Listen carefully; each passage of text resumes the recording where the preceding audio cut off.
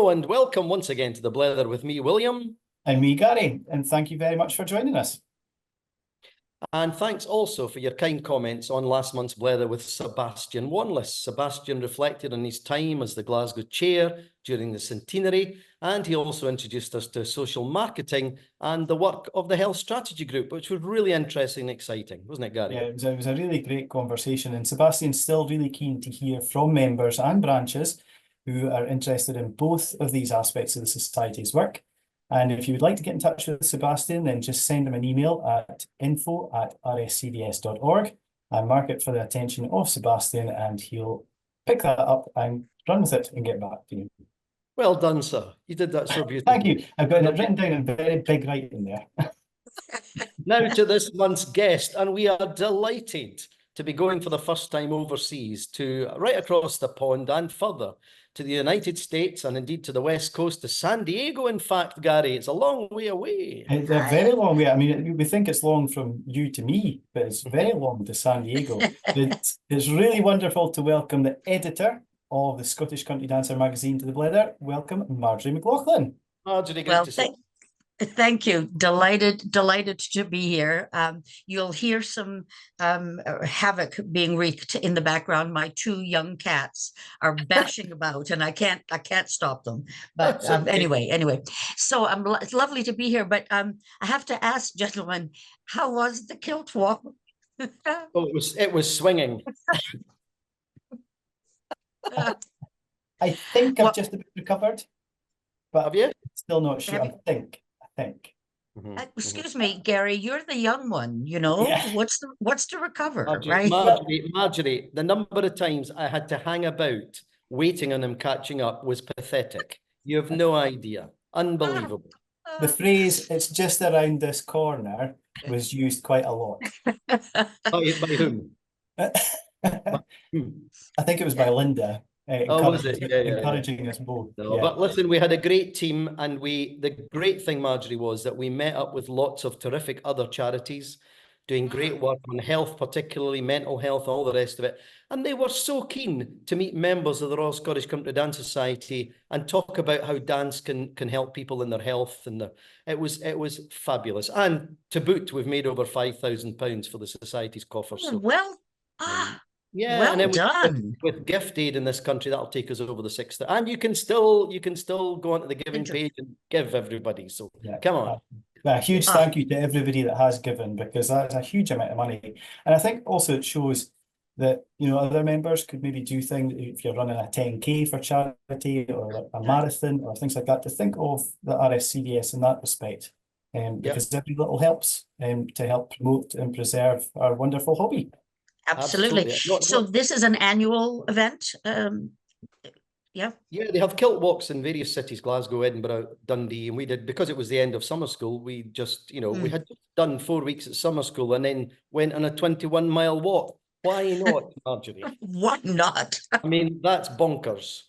And if we had only gone to bed the night before at a sensible time, that would have helped. But that's Scottish Country Dancers. We're as fit as fiddles, as you know. Anyway, we need to bash on with this. Marjorie, it's great that you're now the editor of the magazine. You've had one under your belt already, and you know, it was a joy to see it. It was a joy to read it. But you know, your background in publishing, for example. Well, before that, your background, Scotland, California. What's that all about? How did I get here? Right. Yeah. Well, so I was born in Glasgow, so you know, I have my credentials. Bridgeton, as a matter of fact. Sorry, Brigton. Brigton, Brigton. Yeah, right. And then, you know, the family moved out to Hamilton, and actually East Kilbride, when it was absolutely a brand new scheme. My mom and dad bought a house there, but my dad always wanted to emigrate, and it took a few years for him to convince my mother. But I was 10. And the family came over, and we settled in Cleveland, in Ohio, and my dad started a country dance group there. So by the time I was, you know, 12, 14, I was dancing with my family's club, And you know what happens. Oh, it's just my parents, old folks. So I kind of gave it up. And then I ended up moving from Ohio to Berkeley, to San Francisco area for graduate school. And there was a group there, wonderful group. The San Francisco branch is still, of course, a vibrant, fabulous group. So I found them and never looked back. That was in the mid-70s. And I just, I loved it. It took me a wee while to get around to teaching. I was having too much of a good time, but I edited the branch newsletter for a long time. I've always been interested in writing and good grammar. My coffee mug has grammar pet peeves. Well, I'm glad you've got your mug. That's great. Oh, I do. A mug, right? Because it's 8:30 in the morning here, and it's 4:30 where you are. Gary, sorry, she mentioned grammar. Oh, well, I went to Keith Grammar School, but that's probably as close as good grammar as I get. Well, what they say is you can correct your friend's grammar, or you can have friends. So while I care a lot about good writing and proper use of grammar, I just wince quietly when people mistake, or anyway, then never mind. Well, let's just remain good friends, shall we? Yes, we shall. So anyway, so I lived in San Francisco for a long time and danced and taught there. And then I met this man from San Diego at a dance weekend. So, it's all dance, right? And that was in March. In August, we got engaged. And the following January, we had a party that a wedding that people still talk about. So I moved to San Diego in 1992. Well, here I am. I'm still here dancing and teaching and so on. I did edit Tac Talk, the TAC's magazine, for quite a while. And then the opportunity came to, here comes the cat. Yes. Hey, hello. This is Alice. Hello, Alice. Hi, Alice. Yes. And it's a daunting task, I'll have to say. The magazine is it's a wonderful thing. And yes, hello to Hi, Alice. Yeah. With all of your friends, yes, worldwide. I'm tempted to say to Gary, who's Alice, but let's not go there, shall we? No, actually, there's two of them.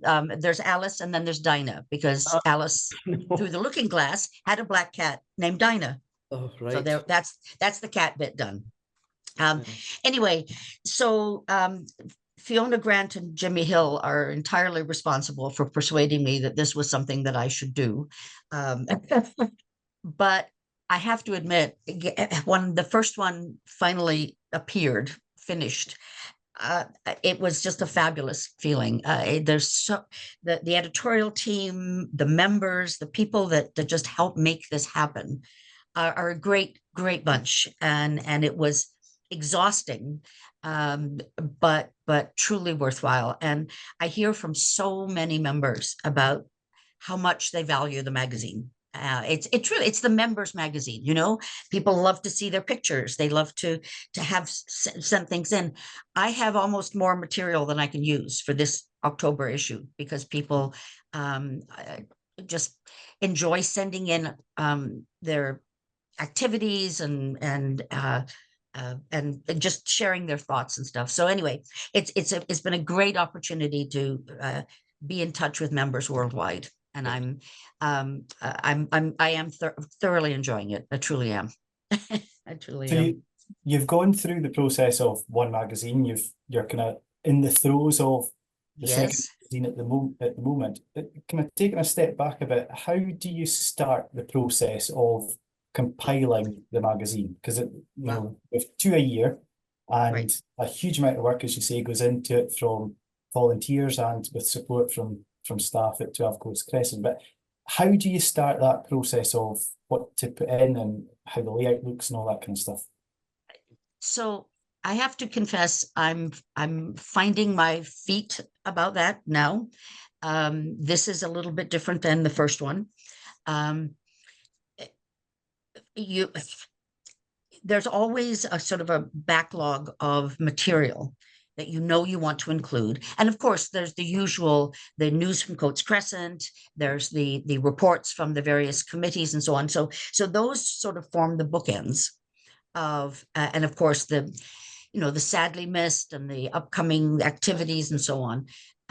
But then that whole middle section is a question of looking at types of articles, some historical, because I have a great interest in the history of all of this.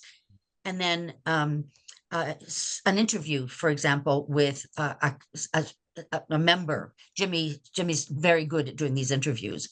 And it gives a perspective on someone who's had involvement with the organization. So just looking for that balance of types of information, things that people will enjoy looking at, making sure there's photographs and images to, but once I start gathering all of that and finding that balance, then there's the whole editing process, and the editorial team is wonderful. All the typos, all the little, editing things. That's really where the work of it is. I feel the editor's role is really to kind of decide on the overview of what's going to be included, and then the nuts and bolts of the work of making that look good and readable and of interest to the members.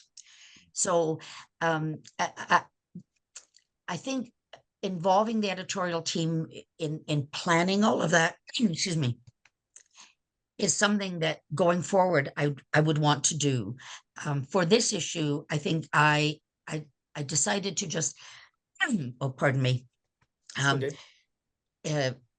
to really take what material I had and make the decisions. But I think there's a role to be played in having others offer their perspective and their ideas on it. But it's really the editor's job, I think, to put the imprint on it, if you will, the big view. Yeah.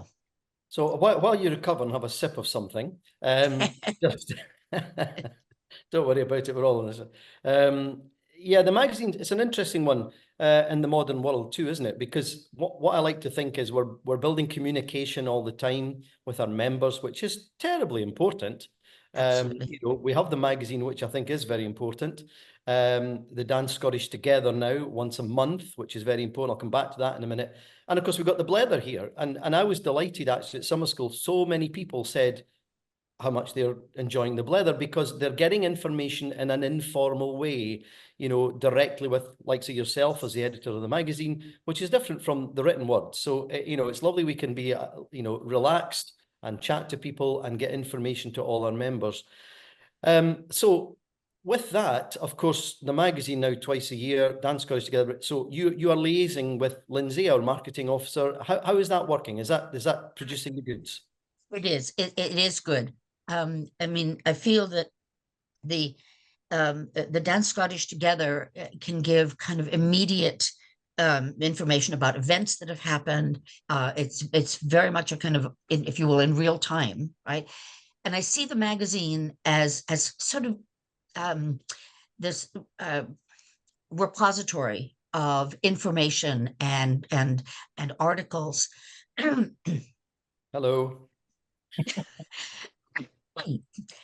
Kind of a longer term repository of important material, important information that can go in depth in a way that a more interactive sort of presence online, which it's part of our modern world. Yeah. That people that we're dealing with people who if they didn't get that magazine coming across their door twice a year would be devastated, right? The tangible, it's comfortable, it's tangible, and I think it has an important part to play.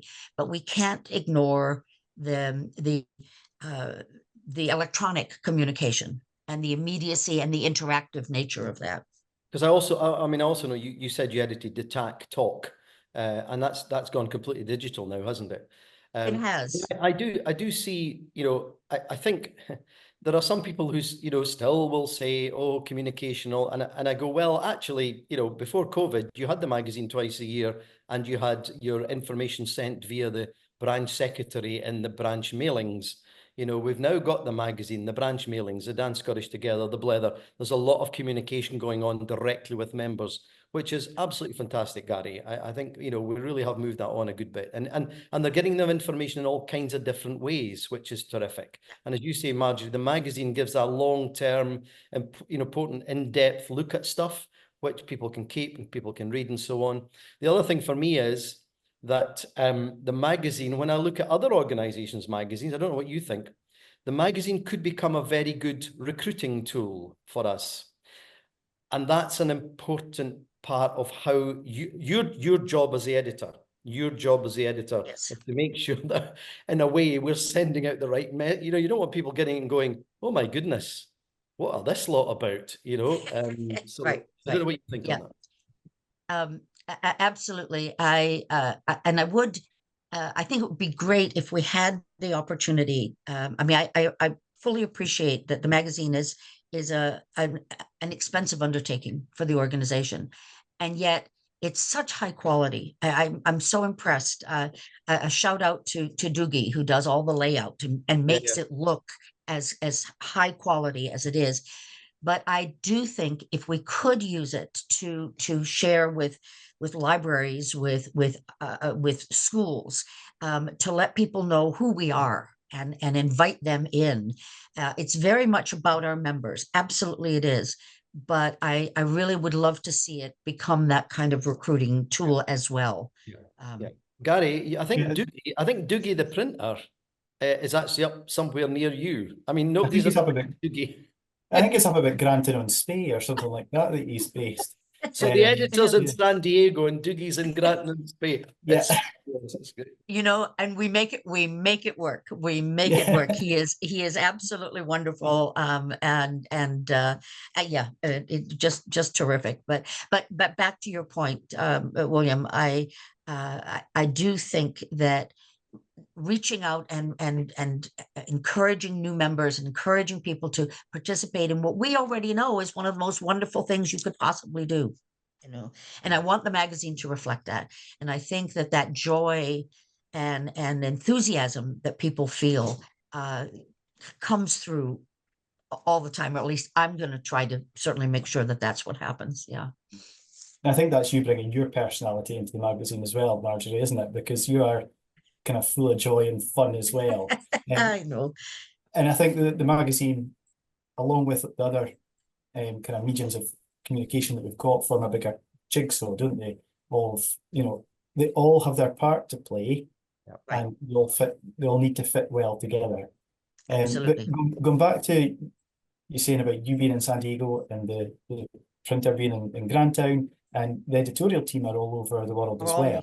I think it shows that it's much easier now for people from an international area or living internationally to get involved in the kind of beating heart of the society. Yep, absolutely. I mean, in this upcoming issue, I have an article from Australia, New Zealand, France, the international branch, and Scotland as well, right? And while the article is, the article is about someone famous or historically famous in Scotland, was written by Geoffrey Selling from Delaware Valley. So we're encompassing the globe as the society has become, and that's been part of the fun I've had, is being able to get them. People are submitting things just voluntarily. I thought I'd have to be digging the route, say please send something, but so far, touch wood, people have been sending things in on their own, which is wonderful. We've obviously got nominations coming up for committees and management board and all that kind of thing. Volunteer positions coming up. What would you say to somebody internationally that's maybe thinking about putting in their nomination form or getting a nomination form to put in? There's nothing technologically preventing you from participating. Absolutely not. I mean, you know, between Zoom, I mean, I don't have to get up at 3:30 in the morning in order to communicate with people. We can do it anytime. And I think it would be great if people out with the UK put their names forward to participate. Yeah, I think it would be great. And I would encourage them to do it. So Marjorie, to get back to you and your work in books and publishing, I mean, what is your history there then? Actually, it's not professional. Well, I was a librarian in my working life, so I do care a lot about books and language. But actually, as I say, other than volunteering with society related San Francisco and then TAC and so on, it's very much self-taught. My mother. My mother was a little wonder. There are friends out there will be listening to this, will remember Kitty Easton. My mother went deaf when she was 30. So, but she played piano by ear. Deafness ran in the family, but she loved to dance. She had the most fabulous sense of rhythm. I'm getting off topic here, but just because... but she just had a joy and a spirit about her. And she remembered every tune from books 1 to 5. So no matter what the dance was, she'd just run a tune through her head, right, and keep up. But she also had an extraordinary love of English language and reading and writing. And that's where I got it, I think, is she just instilled in me a caring about the quality of language and verbal and written. She was just a wee joy, and I learned a lot from her. So yeah, so it's not professional, it's all just intuitive. And then I married an English professor, so I so he helped me as well. So. Oh yeah, well, Marjorie, the dancing in the the Far East, the Far West of America, how is it? How's everybody there? How's it going? How's the weather? He said. Warm. It's all up and down the West Coast has been just unseasonably warm. San Francisco's getting ready for their huge Highland Games. And I was just reading this morning, they're seeking volunteers to help with things, and they're cautioning it's going to be very hot, very hot. So we've had unseasonable weather, but... I'm tempted to say, excuse my language, I'm tempted to say, shut up. Because you'll understand that coming from Glasgow. It's been up here all summer. I know. Absolutely. I know. Oh, but it's, it's been 30 centigrade, and yeah. Anyway, no, I have to say, I think dancing is healthy and strong. San Diego's not a large branch, but we've had an uptick in young dancers joining the club and getting involved with us, helping to organize things and getting active. San Francisco certainly is a large branch, a very vibrant a group of dancers. And the Southern California branches, there's Los Angeles and San Gabriel Valley, Orange County, and San Diego. And while we're quite spread out, we do have events together. We always have an interbranch once a year, and we try to do things together. So I think we're doing well. We're doing well. Gary and I would concur with that. We've tried to encourage branches to work together. I saw it at the centenary, branches getting together. And in fact, it's interesting, at the office in Edinburgh, there's a board where they put your name on it when you take on these things. And it was given by Mid Argyll, Lawn, and South Argyll branches. And during the centenary, they got together and had a ball. So there's a history of branches getting together to do stuff together. And I think moving forward, that's a really positive thing. And that's what we need to be encouraging more of. And also the young people, wherever Gary and I have gone, I'm sure we've been saying to some of these young folks, you said it, Marjorie, get involved. Go and join your community. If you want things to move on, if you need to get engaged, you need to get involved. At all And I would like to see more of our members engaged, you know, at the local level particularly, because that's where it all happens. So Absolutely. And was there a particular campaign, Marjorie, to encourage the young people to join the clubs, or did it kind of happen organically through word of mouth? Well, I think yes, word of mouth. Also, we have a young teacher teaching the newer dancers, right? So my friend Jean Moody, a lovely dancer, and she's been teaching the beginner class for a while. And of course, if people come and then they bring their friends, then they tend to stay, then they tend to keep coming, right? And just a few weeks ago, since we usually take a break for the summer, we decided to have a ceilidh, and we had 5 or 6 sets, and it was great fun. It was casual, welcomed people. People from her beginner class came, brought friends, right? And I think, you know, that's somehow introducing people maybe with some ceilidh dancing, which is, you know, maybe a little more accessible. You can get up to speed faster, but they still want to learn some of our traditional country dances. And to use that as an introduction and get people moving to the music, and you know, using that as a stepping stone, I think is a great way to do it. I really do. So, and I'm seeing that, I think, more in other places as well. Happening a lot. Adsot and Adelaide and all the rest of it. Yeah, it's absolutely great. I'd like to know, Gary, how you come to be able to use the word organically. That was very impressive, I have to say. Marjorie, don't let him kid you on, whatever you do. Just don't let him kid you on.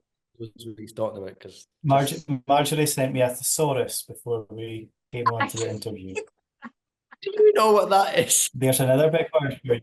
Oh yeah, yeah. Of course, one on your bookshelf.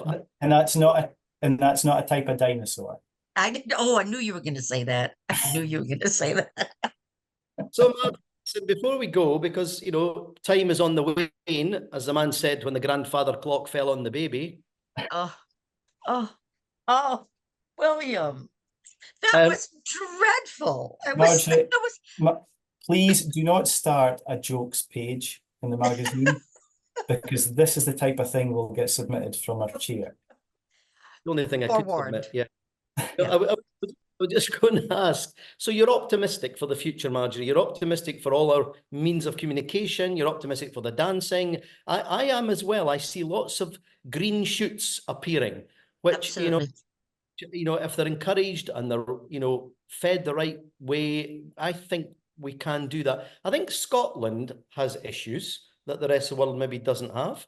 And we need to look at that, because Scotland has all the baggage of the whole business going right back, you know, when every little town had a branch, you know, when everything, you know, and we really need to think about it. But the rest of the world, there are great things happening, and absolutely. Hopefully Mother Scotland can learn from some of that. That's how I like to think of it. Gary, well, I don't know. You know that, yeah, I can get, that's a very good point. And yet, you know, I know it's become international, but it's still Scottish, you know, it's still, here's the other one. Yeah. It's the Scottishness of it, the music, the dancing, the culture, and not to say, I mean, other countries have adopted it so well and are still, I think, retaining what's wonderfully Scottish about the whole activity. You know, I do. People, but I think you've heard me before. I think it's that Scottishness of inclusive. It's about, come on, join us, come and, you know, you must remember your days in Hamilton and East Kilbride and Glasgow, what it was like. No, come and join us. Come on, I don't, you know, come and have a drink. Come on, you know, and that's how dancing is. It. Come on, just get involved. Come on, we don't care what you are or whatever. I mean, we've like, guys, look at that. It's quite. You two are quite the team, I have to say. Well, it's just as well, actually, it's just as well it takes longer to get to Gary's for me than it does to get to San Diego. So that's a blessing, I have to say. For everybody concerned. For everybody concerned. Well, I think we've just about reached the end of this, Blether, which has been absolutely terrific meeting the editor of the magazine, Gary. Well, yeah, absolutely. Thank you so much for joining us, Marjorie. We didn't make it get too early. No. You're very kind.